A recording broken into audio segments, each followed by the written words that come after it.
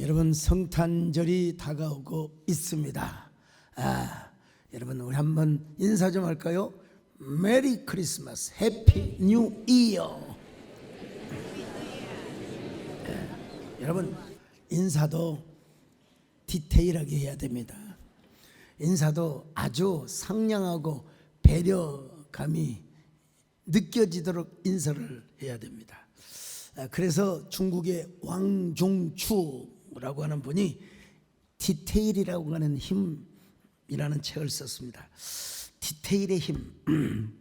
이분은 일개 영업사원에서 대기업의 CEO까지 지낸 사람입니다.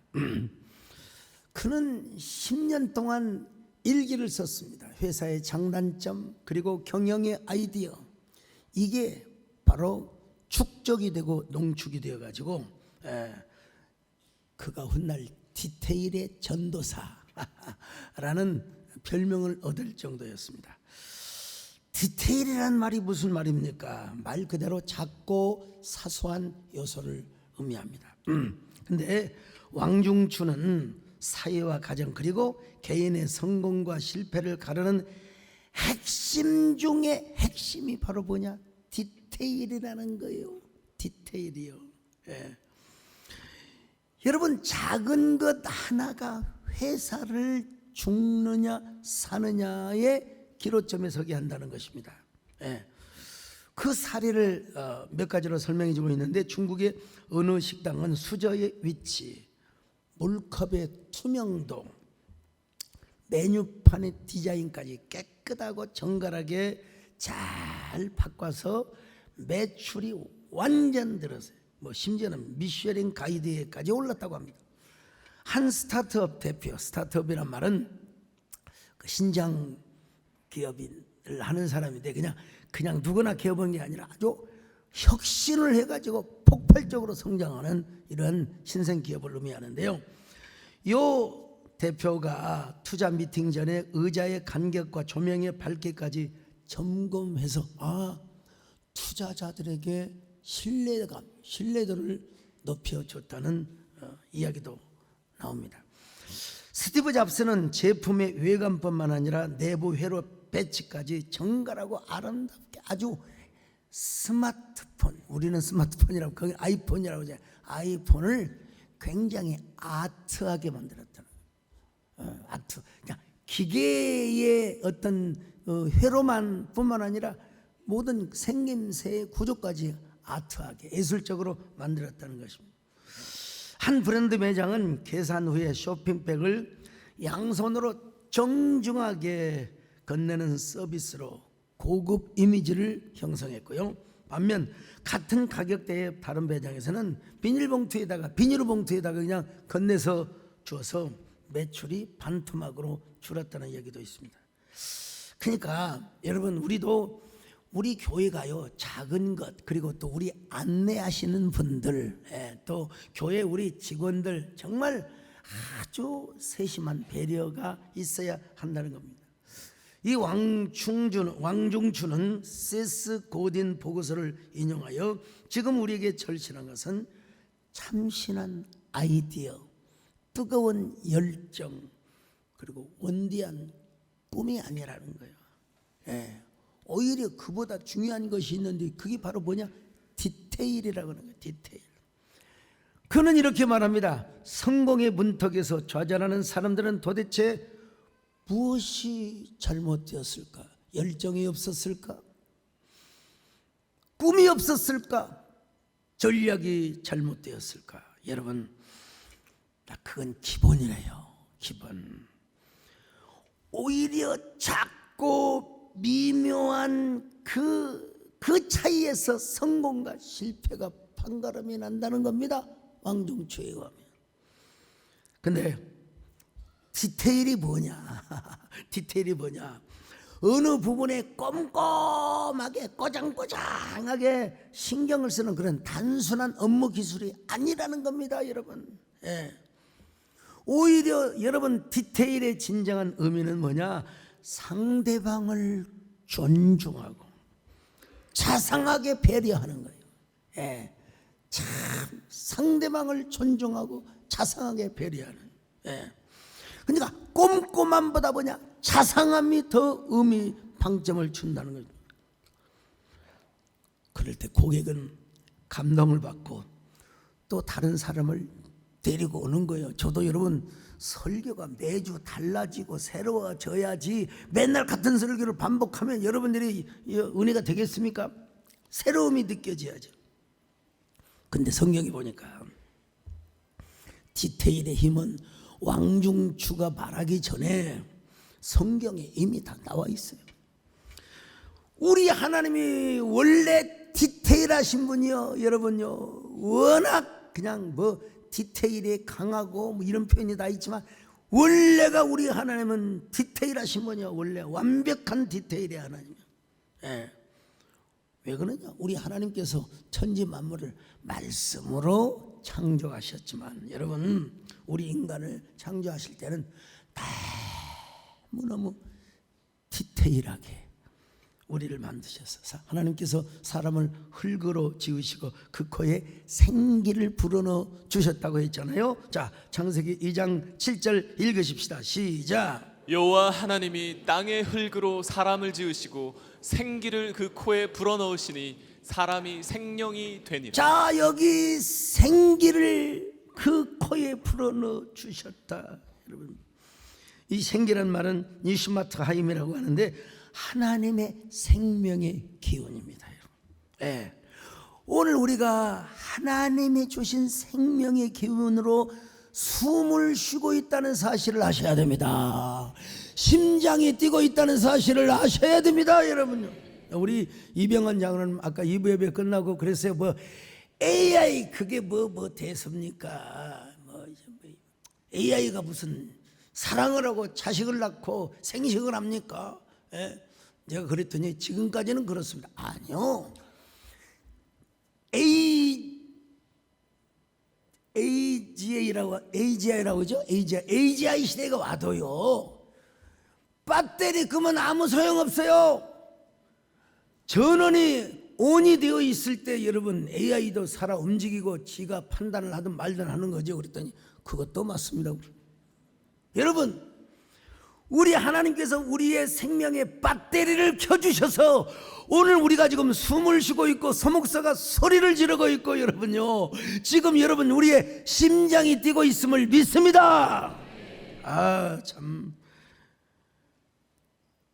그뿐입니까? 우리가 숨을 쉬고 있는 것뿐만 아니라 하나님께서 우리를 당신의 형상 모양대로 창조하셨어요. 창세기 1장 26절로 자 27절 같이 봅니다. 시작. 하나님이 이르시되 우리의 형상을 따라 우리의 모양대로 우리가 사람을 만들고 그들로 바다의 물고기와 하늘의 새와 가축과 온 땅과 땅에 기는 모든 것을 다스리게 하자 하시고, 하나님이 자기 형상 곧 하나님의 형상대로 사람을 창조하시되 하나님의 형상 그리고 모양, 이 첼렘 덴무스 히브리 말로 그렇게 말하는데,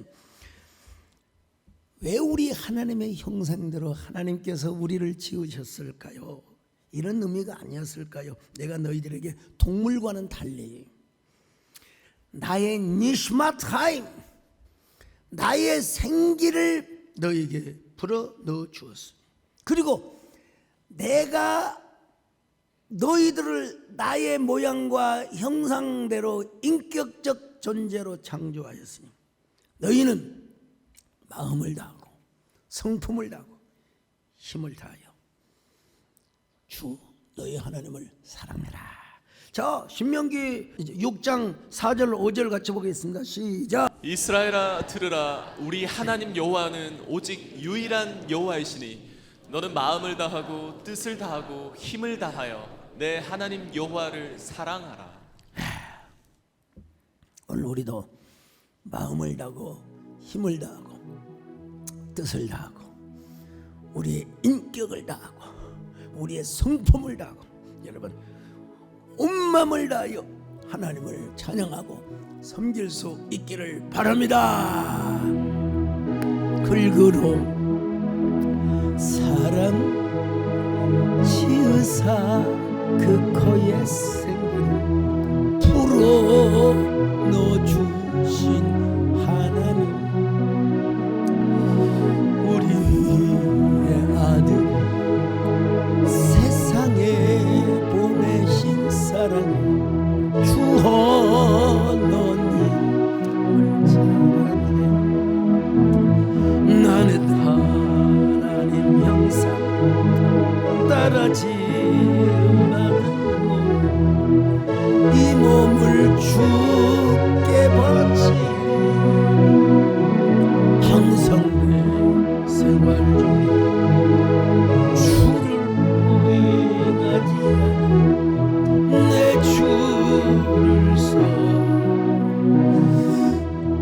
하나님이 얼마나 자상하시냐. 노아가 방주를 건조할 때 나무 그리고 사이즈 규격까지 다 말씀하셨어요. 창세기 6장 14절로 16절 시작.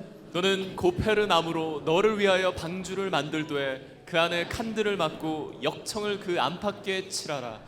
내가 만들 방주는 이러하니 그 길이는 300규빗, 너비는 50규빗, 높이는 30규빗이라. 얼마나 디테일하세요. 모세가 성막을 건축하라고 명령을 받을 때 하나님께서 그 식양과 모양 설계도를 다 보여주셨어요. 자, 출애굽기 25장 8절로 9절입니다. 시작. 내가 그들 중에 거할 성소를 그들이 나를 위하여 짓되 무릇 내가 내게 보이는 모양대로 장막을 짓고 기구들도 그 모양을 따라 지을지니라. 다윗이 성전을 지으려고 할 때도 마찬가지였습니다. 여러분, 뭐 신들린 손이라고 표현을 하면 안 되지만 하나님의 손이 그의 손과 함께하사 하나님이 그 마음의 설계도를 그릴 수 있는 영감, 그리고 그 뭐라고 할까요? 진원지가 되도록 여러분 만들어 주셨어요. 자, 역대상 28장 19절 같이 봅니다. 시작. 다윗이 이르되 여호와의 손이 내게 임하여 이 모든 일의 설계를 그려 나에게 알려주셨느니. 하나님의 손이 여러분 다윗과 함께하여, 그러니까 우리 하나님의 영감의 원천이 여러분 영감의 진원지가 어디냐? 하늘 보자 에피센터라 이 말이에요. 우리 하나님이 얼마나 자상하시는가.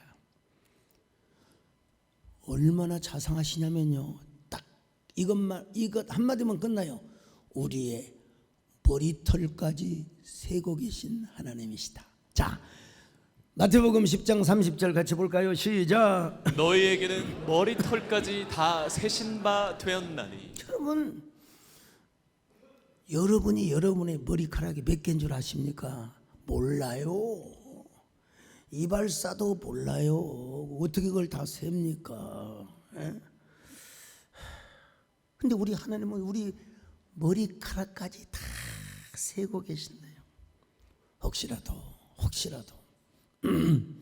머리가 훤히 좀 벗어진 분들 절대 좀 양해해 주시기를 바랍니다. 어떤 대머리 장로님께서 가발을 안 쓰시고 목사님 왜 하필이면 저를 대머리가 되게 하셨을까요? 목사님이 이렇게 대답했어요. 하나님이 장로님을 너무너무 사랑하셔서 머리를 쓰다듬어 주셔서 그만 머리가 다 벗어진 것 같습니다. 하나님께 감사하십시오. 근데 그 얘기를 듣던 어느 성도가 목사님 저는 그러면 왜 앞대머리가 아니라 뒷대머리가 되었단 말입니까? 여러분 뒷대머리가 있거든요. 뒤에만 머리 빠진 사람. 목사님이 이렇게 답을 하셨대요. 그것은 성도님이 하나님의 말씀에 순종을 안 하셔서 하나님이 뒤통수를 몇 대 때려가지고 뒷대머리가. 여러분 저는요 옛날에 관상쟁이 사주쟁이들이요 다 좋은데 막내는 머리가 안 벗어져 가지고 말이야. 그게 지금도 기억납니다. 머리가 벗어져야 관원이 훤하다는 겁니다, 여러분. 아이고 막내는 말이야 성격도 좋고 언변도 있고 지혜도 있는데, 이런 얘기하면 안 되지만 저 이마는 빌어먹을 발자라고. 여러분 관상쟁이 진짜 쪽지게 맞아요. 저는 하나님께 이렇게 빌어먹고 사는 사람. 저는 하나님께 기도해서 사는 사람입니다, 여러분. 참 아무튼 중요한 건 여러분, 그래서 제가 젊은 날에 이 이마가 넓어지려고 얼마나 머리를 많이 뺀 줄 아세요? 근데 뽑아도 또 나오더라고. 야, 이게요 잡초는요 짓밟을수록 더 피어난다고. 또 나요, 또 나. 얼마 전에 한국교회 여러 목사님들하고 식사를 하는데, 그래요 왜 소목사님은 염색을 합니까? 염색 안 하거든요. 아니 왜 머리 숱깔이 많아지는 것 같아요. 그래서 아이고 소갈머리가 차니까 속이 들어가니까 머리 숫자도 많아지는 것 같다고 내가 얘기를 한 적이 있습니다만, 여러분, 하늘에 계신 성부 하나님뿐입니까? 이 땅에 사람의 몸을 입고 오신 예수님 그렇게 디테일하실 수가 없어요. 우리 예수님이 그렇게 디테일하셨어요. 네, 디테일하시는데 예수님도 경계의 대상체 1호가 누구였느냐? 바리새인과 서기관들, 사두개인들이었어요. 자, 마태복음 16장 6절입니다. 시작. 예수께서 이르시되 삼가 바리새인과 사두개인들의 누룩을 주의하라 하시니. 자, 오늘 본문 누가복음 12장 1절입니다. 시작. 그동안에 무리 수만 명이 모여 서로 밟힐 만큼 되었더니 예수께서 먼저 제자들에게 말씀하여 이르시되 바리새인들의 누룩 곧 외식을 주의하라. 야, 여러분, 바리새인과 서기관들은 여러분 일종의 종교 카르텔 안에서 권력을 누리고 사는 사람들이었어요. 그리고 정치 세력과 결탁을 하여서 백성들의 멍에를 무겁게 만들었어요. 여러분, 여기서 누룩은 무엇을 의미하느냐? 선한 척, 경건한 척은 외식을 말하는 거예요. 위선, 가식을 의미해요. 하나님의 본심이 뭡니까? 긍휼 아닙니까? 상한 갈대를 꺾지 않으시고 꺼져가는 심지를 끄지 않으시는 여러분 그런 그 라함, 헤세드, 이게 하나님의 정신이란 말이죠. 마음이란 말이죠. 근데 요 성경의 본질과 정신보다는 자기들이 만든 규칙, 자기들이 만든 규정, 자기들이 만든 유전, 또 더 높게 말하면 자기들이 만든 교리, 그래가지고 교만한 종교적 엘리트 의식을 가지고 백성들을 억압했습니다. 나는 이렇게 경건한 사람이야. 내 말을 들어야 돼. 나를 존경해야 돼. 이런 바리새인과 서기관들을 예수님은 대놓고 공격하셨어요. 마태복음 23장 26절로 28절 시작. 눈먼 바리새인이여 너는 먼저 안을 깨끗이 하라. 그래야면 겉도 깨끗하리라. 화 있을진저 외식하는 서기관들과 바리새인들이여 회칠한 무덤 같으니 겉으로는 아름답게 보이나 그 안에는 죽은 사람의 뼈와 모든 더러운 것이 가득하도다. 이와 같이 너희도 겉으로는 사람에게 옳게 보이되 안으로는 외식과 불법이 가득하다. 외식이요, 외식이요, 외식. 저는 처음에 교회 가가지고 조그마한 기도원판 신약 성경을 좀 외식하는 성경. 그래서 나는 제가 어린 시절에 그 뜻을 모르고 나는 점심은 직장에 가서 어쩔 수 없이 외식을 하지만 저녁은 반드시 집에 가서 밥을 먹어야 되겠구나. 이렇게 내가 성경을 그러니까 이 성경의 원뜻이 참 중요한 거야.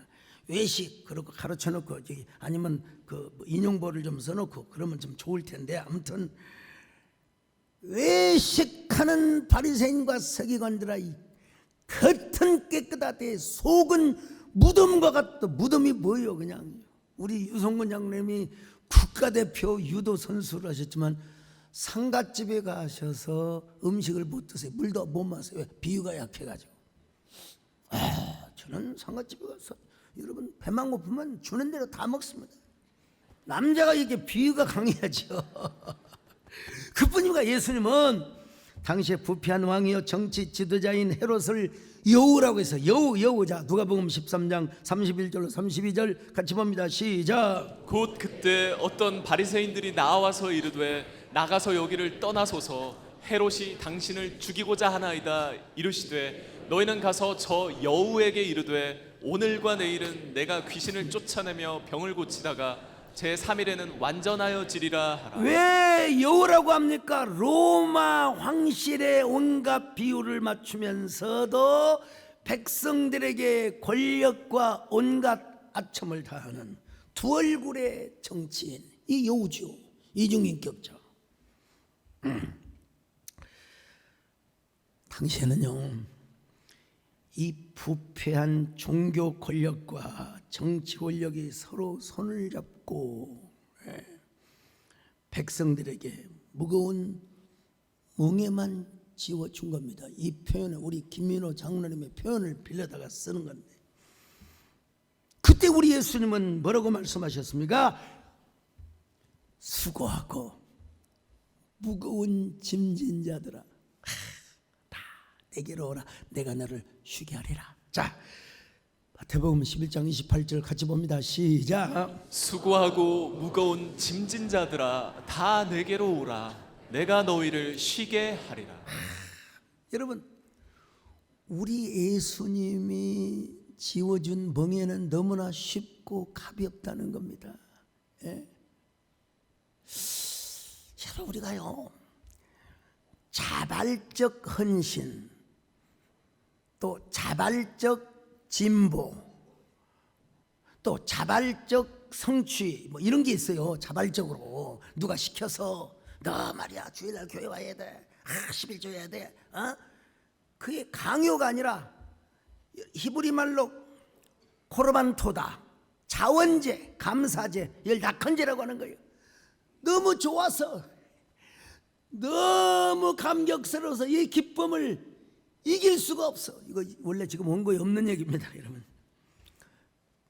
우리 예수님이 주신 사명과 헌신, 이 감동은 그래서 쉽고 가볍고 그리고 너무 편하다는 것입니다. 왜냐하면 우리 예수님 자신이 마음이 겸손하고 온유하신 분이거든요. 자, 마태복음 11장 29절로 30절 시작. 나는 마음이 온유하고 겸손하니 나의 멍에를 메고 내게 배우라. 그리하면 너희 마음이 쉼을 얻으리니 이는 내 멍에는 쉽고 내 짐은 가벼움이라 하시니. 여러분, 우리 예수님의 마음이 얼마나 겸손하고 얼마나 온유하신지, 그 예수님께서 여러분의 짐을 가볍게 해주셨습니다. 여러분의 인생에 배낭이 있잖아요. 그 배낭을 가볍게 해주셨어요. 여러분, 똑같은 무게이지만 기쁨으로 사랑하는 사람과 함께하면 무게를 못 느껴요. 사랑하는 아내가 발이 다쳐가지고 냇가를 건너야 되는데 그 아내가 사랑스럽지 않으면 몸무게가 무겁게 느껴질 것이고, 사랑하면 뚱뚱해도 가볍게 여겨질 것이고, 이것도 대본에 없는 얘기인데, 아무튼 여러분, 우리 예수님이 우리에게 주신 사명, 우리 예수님께 드리는 이 모든 헌신, 여러분, 그 멍에가 가볍다고 생각되는 분 아멘 하시기를 바랍니다. 무거운 짐진 다 내게로 내가 너를 쉬게 하리라. 이 길만이 생명이 참 복된 일이라 항상 내게 들려주셨소. 난 예수가 좋다, 예수가 좋다, 나 예수가 좋다, 주를 사랑한다고 베드로 고백처럼 나 예수를 사랑한다. 특별히 우리 예수님은 어떤 사람에게 자상한 배려를 아끼지 않았을까요? 사회적 약자들, 소외계층, 그걸 대표하는 사례가 뭐냐? 세리의 동무가 되어주셨고 창녀의 친구가 되어주셨고, 이 표현이 참 그러는데 하여간 창기의 친구가 되어주셨어요. 자, 마태복음 11장 18절로 19절 시작. 요한이 와서 먹지도 않고 마시지도 아니하매 그들이 말하기를 귀신이 들렸다 하더니 인자는 와서 먹고 마심에 말하기를 보라 먹기를 탐하고 포도주를 즐기는 사람이요 세리와 죄인의 친구로다 하니 지혜는 그 행한 일로 인하여 옳다함을 얻는. 여러분, 예수님이 제자들과 함께 많이 먹고 마셨겠지요. 예수님을 따르는 사람들과 함께 먹고 마셨겠죠. 그런데 유달리 세리와 죄인, 죄인이면 유대적 표현으로는 창녀입니다. 창기. 여러분, 세리가 어떤 사람입니까? 로마의 앞잡이가 되어서 이스라엘 백성들의 등골을, 대부분 다는 아니지만 등골을 빼먹었던 사람의 이미지가 세리입니다. 그런데 그런 세리에게도 누가 필요했느냐? 예수님이 필요했어요. 하나님 나라의 복음이 필요했다는 것입니다, 여러분. 그래서 예수님은 그들의 카운슬러가 되어주시고 그들의 상담자가 되어주셨어요. 여러분, 창녀, 당시 유대교의 엄격한 사회에서 가늠하는 여인도 돌로 쳐 죽이라고 했는데 창녀는 그 당시에 인간 쓰레기였습니다, 사실. 근데도 여러분, 예수님은 그들을 만나주. 왜? 그들에게도 예수님이 필요했어요. 예수님의 복음이 필요했어요. 야, 참. 그러면서 뭐라고 말씀하셨어요? 예수님은요, 하나님 나라는 침노하는 자의 것이라고 그랬어요. 마태복음 11장 15절인데 바로 찾을 수 있을지 모르겠네요. 아무튼. 자, 못 찾으면 어쩔 수 없고요. 예수님은 그런 불쌍한 자들, 그리고 병든 자들, 쪼들린 자들, 문제가 있어서 예수님을 찾아온 사람들, 그 사람들을 주님은 다 품어주셨어요. 자, 누가복음 6장 17절로 19절 같이 봅니다. 시작. 예수께서 그들과 함께 내려오사 평지에 서시니 그 제자의 많은 무리와 예수의 말씀도 듣고 병 고침을 받으려고 유대 사방과 예루살렘과 두로와 시돈의 해안으로부터 온 많은 백성도 있더라. 더러운 귀신에게 고난받은 자들도 고침을 받은지라. 온 무리가 예수를 만지려고 힘쓰니 이는 능력이 예수께로부터 나와서 모든 사람을 여러분, 예수님께서요, 이 전체 회중 앞에 너희들의 병이 다 나을지어다 그러면 얼마나 좋겠어. 근데 꼭 예수님의 만지심이 필요했어요. 예수님의 만지심이 필요했어요. 그래서 여러분, 만지는 자마다 병이 고침받거든요. 그래서 12해를 혈루증을 앓았던 여인이요, 이 여자는 지금 정상적으로 하혈을 하는 것이 아니기 때문에 여러분, 이 여자는 비정상적인 여자예요. 이 여자는 부정한 여자예요. 그래서 예수님 앞에 앞서서 엎드려 경배를 해야 되는데 그냥 살짝 모르게 예수님의 겉옷자락을 만졌어요. 겉옷자락을 만졌더니 예수님은 아셨거든요. 자신의 몸에서 능력이 나가는 걸 알았어요. 그래서 그 여인을 찾았어요. 그리고 그 여인을 뭐라고 배려해 줬습니까? 따라,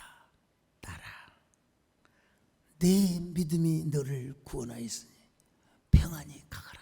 자, 마가복음 5장 34절 시작. 예수께서 이르시되 따라 내 믿음이 너를 구원하였으니 평안히 가라.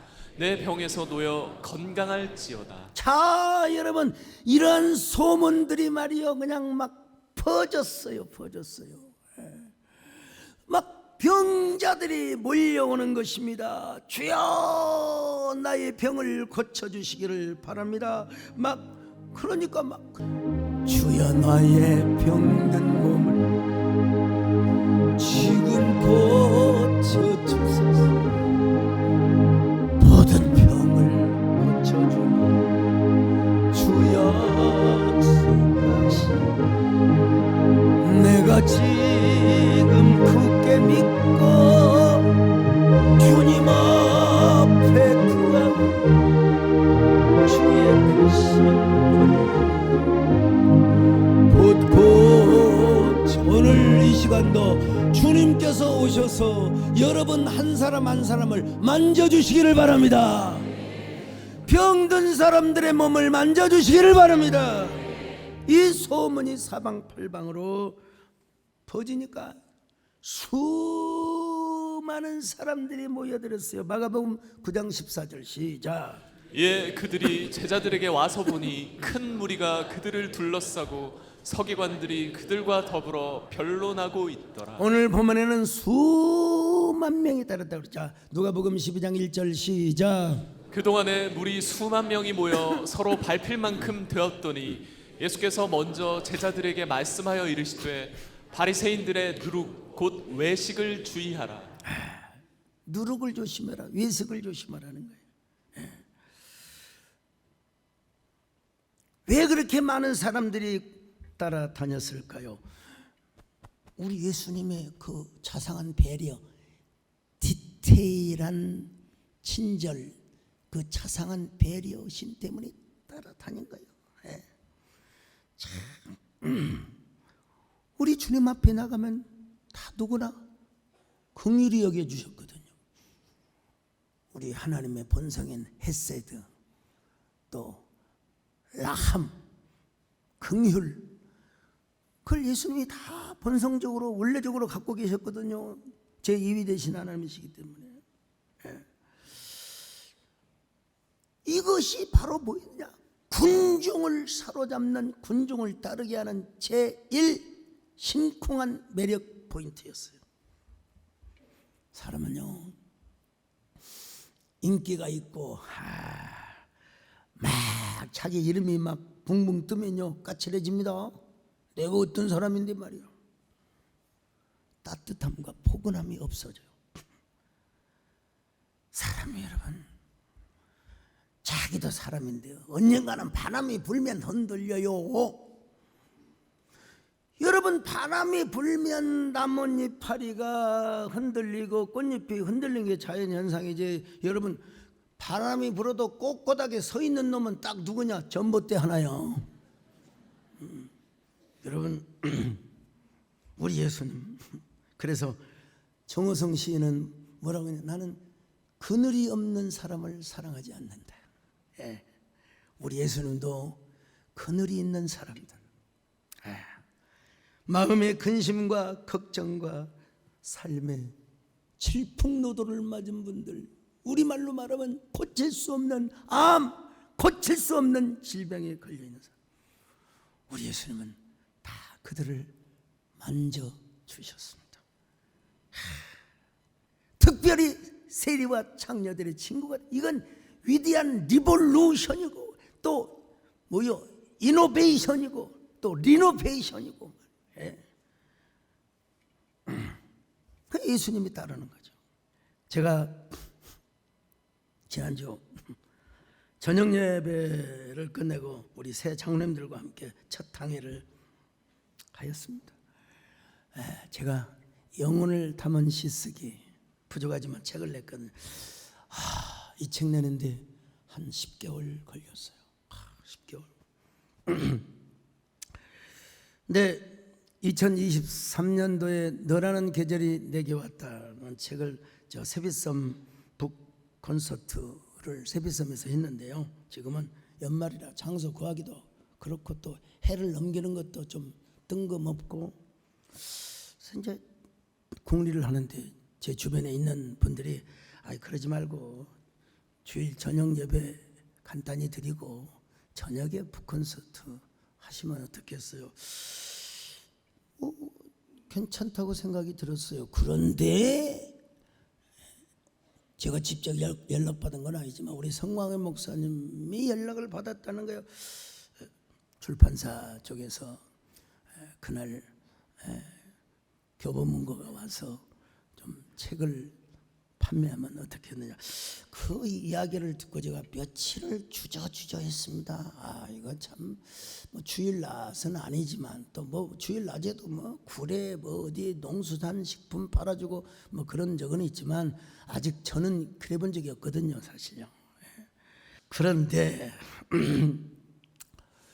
우리 장로님들께 내가 참 조심스럽게 물어보고 여쭤봤어요. 조금 이의가 있으시면 저도 좀 불편합니다. 저도 좀 어색합니다. 사실 한 사람이라도, 한 분의 장로님이라도 혹시 좀 이견을 내면 제가 그냥 딱 올스톱 하려고 생각을 했습니다. 제가 지나친 결벽증이 있어요. 지나친 결벽증이 있어요.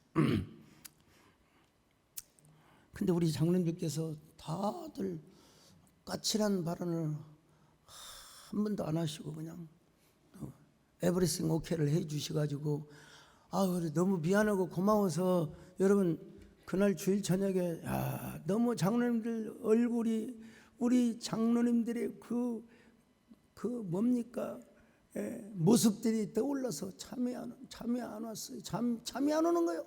책을 보다가 아침에 일어나니까 어느새 불도 안 끄고 잠들었더라고 보니까요. 제가 너무 죄송하기도 하고 감사하기도 하고 여러분 양해를 해 주시길 바랍니다만은, 자, 그러면 예수님은 사회적 약자들만 챙기고 배려를 해 주신 줄 아십니까? 아닙니다, 여러분. 권력을 가졌던 저 니고데모, 당시 70인 공회의라면 우리나라 국회의원이요, 국회의원. 니고데모가 주님을 찾아왔을 때 얼마나 자상하고 친절하게, 그리고 니고데모의 질문이 아니었으면 이 말씀이 나올 수가 없었을지도 몰라요. 니고데모에게 이 설명을 해준 겁니다. 자, 요한복음 3장 14절로 16절을 같이 봅니다. 시작. 모세가 광야에서 뱀을 든 것 같이 인자도 들려야 하리니 이는 그를 믿는 자마다 영생을 얻게 하려 하심이니라. 하나님이 세상을 이처럼 사랑하사 독생자를 주셨으니 이는 그를 믿는 자마다 멸망하지 않고 영생을 얻게 하려 하심이라. 참 복음 중에 복음이죠. 근데 니고데모가 예수님께 어떻게 사람이 다시 태어날 수 있습니까? 라고 묻자 하나님의 사랑, 그리고 그 아들 예수를 믿으면 되는 거야 하고 이렇게 대답을 해 주신 것입니다. 니고데모뿐만이 아닙니다. 부자 아리마대 요셉, 이 사람도 여러분 부자였어요. 예수님의 제자였지만 조금 가진 자 편에 있다 보니까 유대인들로부터 공격을 받을까 싶어서 은근슬쩍 예수님을 찾아왔던 사람이에요. 그럼에도 불구하고 예수님은 아리마대 요셉에게 친절과 자상한 디테일한 그 긍휼을 베풀어 주셨어요. 그랬을 때 여러분, 예수님이 십자가에 죽으셨어요. 그 시신을 어떻게 처리해야 됩니까? 그대로 버려둘 수 없잖아요. 아리마대 요셉이 자기가 죽으면 쓸 귀한 돌무덤을 내어준 거예요.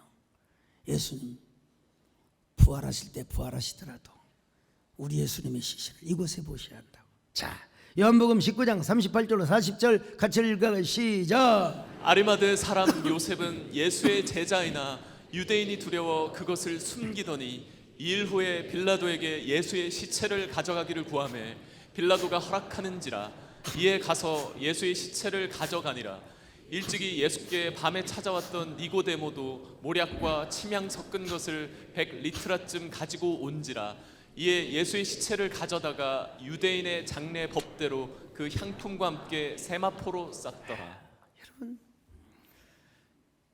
예수님은 이렇게 가진 자는 비판의 1호 대상이 되고 그게 아니에요.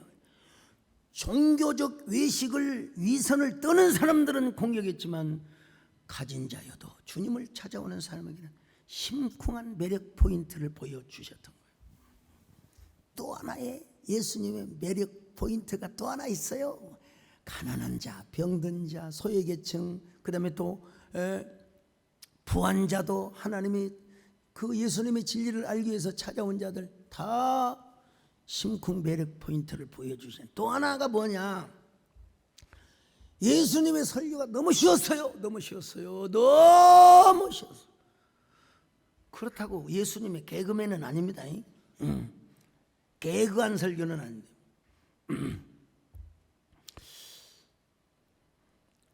예수님의 가르침에서는 무슨 그냥 자연스럽게 꽃이 나오고 새가 나오고 그리고 또 땅이 나오고 또 양이 나오고 흙이 나오고 그래요. 그냥 그래요. 그런데 그 애화를 통해서 하나님 나라의 진리를 말씀해 주신 거예요. 하나님 나라의 진리. 저 꽃과 풀, 저 흙 속에 바람 속에 공중 나는 새, 저 바람에 흔들리는 풀잎들, 요걸 소재로 했지만 하나님 나라의 진리를 말씀하셨어요. 어떻게? 내러티브하게. 예. 여러분, 당시 탈무드를 보면 뾰족한 바늘 끝 위에 천사가 몇 명이 서서 춤을 출 수 있는가? 이거 말이나 되는 논쟁입니까? 쓸데없는 비소모적인 논쟁이죠.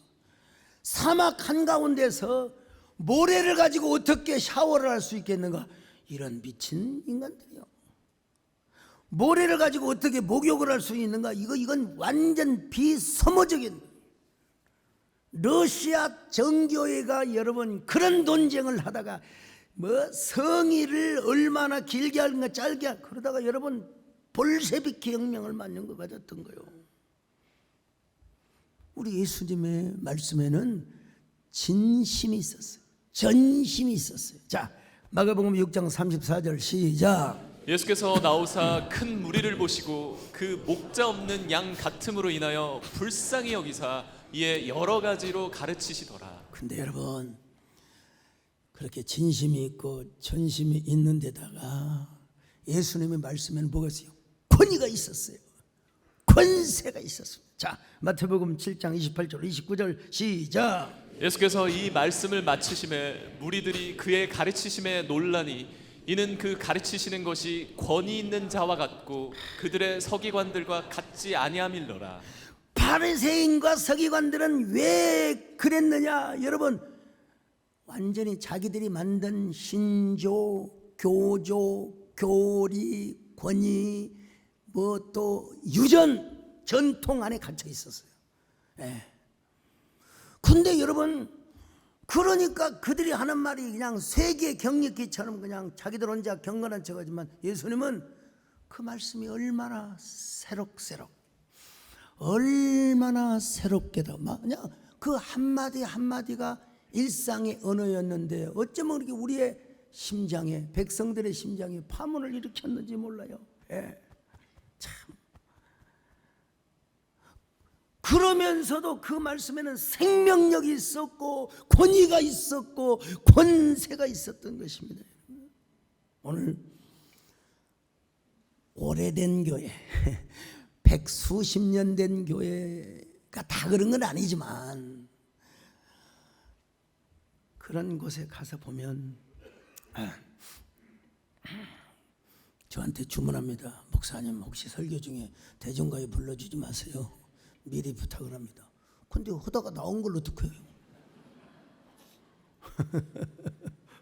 처음에는 막 장로님들의 눈에 쌍불을 켜고 막 보다가 나중에는 끝나고 나서 아이고 은혜 받았습니다.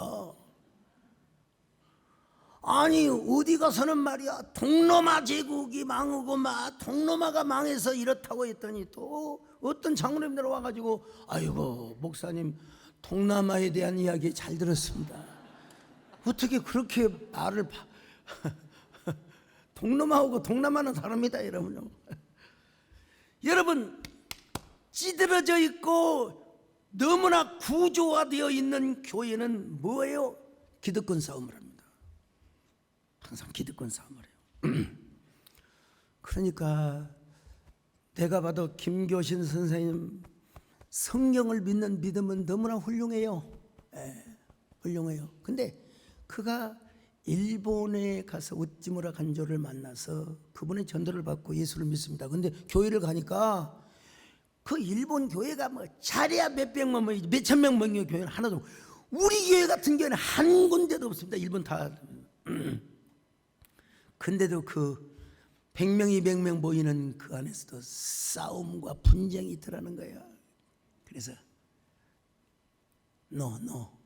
never 난 교회 안 다닌다. 그리고 스스로 성경은 믿지만 교회는 믿지 않는다. 참 얼마나 이거를. 근데 교회 없는 성경, 교회 없는 설교.